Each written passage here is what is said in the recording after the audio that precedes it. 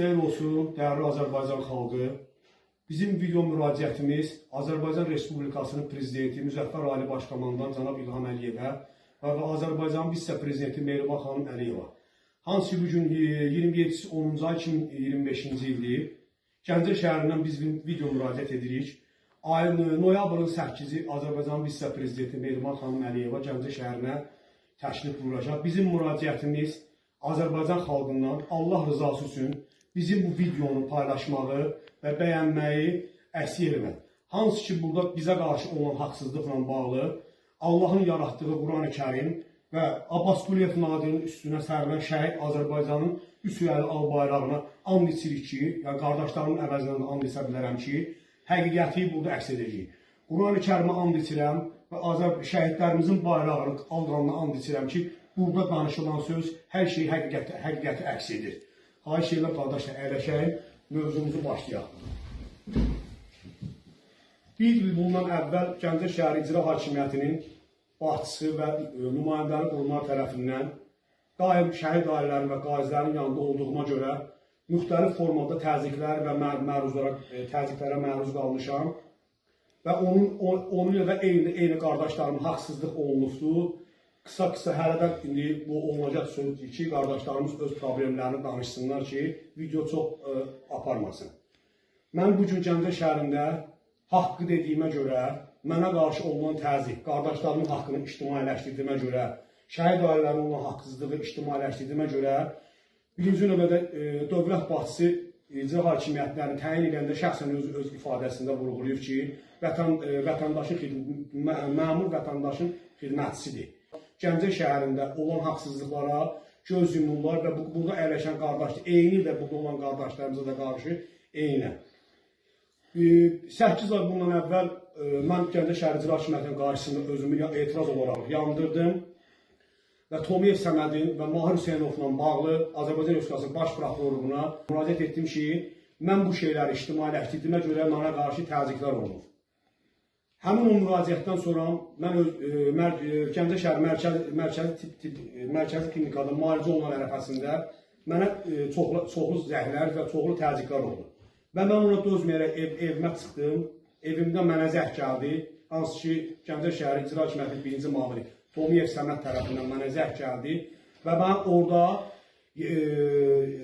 Tuş Lisseye, Gəncə şəhəri Dərmanı Klubu idarəsində yerləşən ərazidə ağac əkməyə və bağça orada məni gözlədiyini təzyiqlə mənə ifadə olundu.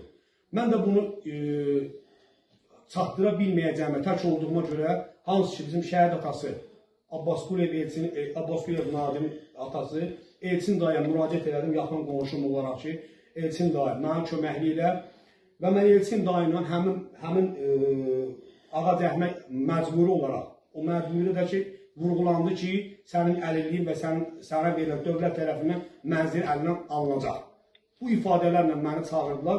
Mən xahiş edirəm ki, qısa, Elçin dayımızın biraz səhətində problem var, onunla bağlı. Elçin dayı, mən sizə gəldim, nə dedim, xahiş edirəm onu həmin kamera vasitəsindən zəhmət olması qısa, bir dənə fragment olaraq bir dənə deyərdi, xahiş edirəm. Dedin Elçin dayı, gedək məndən, məni çağırırlar, səni şahid kimi apardım. Və yolda mənə 2 dəfələrlə zəng elədi ki, dedim ki, tezcə. Və buna baxmayaraq, hansı ki, bu yaxın müddət ərzində Orxan qardaşımızın, Mahmud qardaşımızın, Arzu qardaşımızın, Eyşən qardaşımızın, Elcun qardaşımıza qarşı olan eyni haqsızlıqlara məruz qalmışıq dövlət məmurları tərəfindən və bu yaxın müddət ərzində Elçin dayının səhhətində problem yarandı.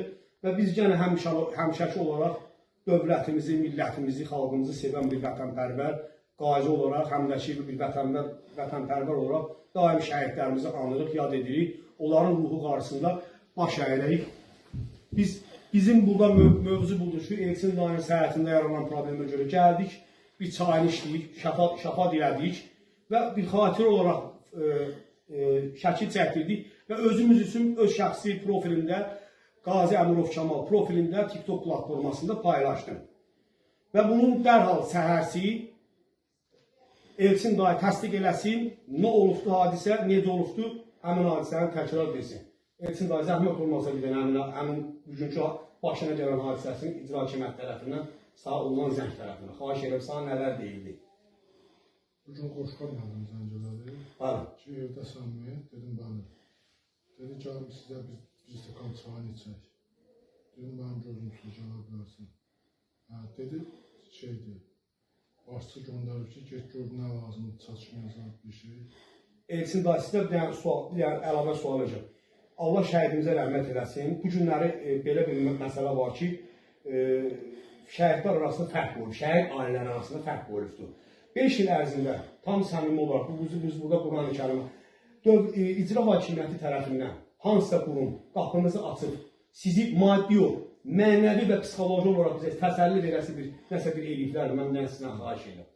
Eyni də burada olan qardaşlarımıza da mən burada dəfələrlə məni kimi intihara cəhd eləmək istəyiblər, mən onlara maniçilik törətmişəm ki, mən etdim qardaş, bu haqsızlığı susturacaqlar və qoymayacaqlar. Biz də o qərara gəldik ki, Azərbaycan Respublikasının prezidenti Müzəffər Ali Başkomandana buradan video müraciət ünvan edirik ki, cənab prezidentimiz, sizə deyiləsi gördüyünüz kimi deyil.